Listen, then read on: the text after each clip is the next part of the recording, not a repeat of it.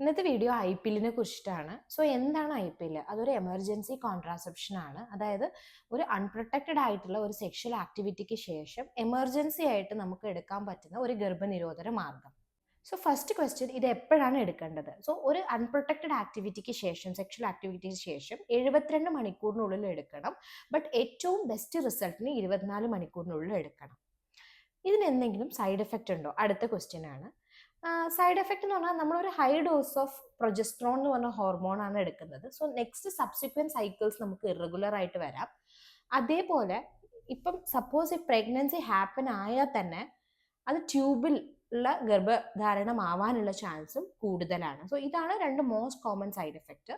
പിന്നെ ഒരു ഗർഭനിരോധന മാർഗം 100% എഫക്റ്റീവ് അല്ല. So even if you take IPL, നിങ്ങൾക്ക് ഒരു മിസ്ഡ് പീരീഡ്സ് ഉണ്ടായി, നിങ്ങളുടെ മെൻസസ് കറക്റ്റ് വന്നിട്ടില്ലെങ്കിൽ നിങ്ങൾ നിർബന്ധമായിട്ടും പ്രഗ്നൻസി ടെസ്റ്റ് ചെയ്യുകയും നിങ്ങളുടെ ഗൈനക്കിനെ വിസിറ്റ് ചെയ്യുകയും ചെയ്യണം. Thank you.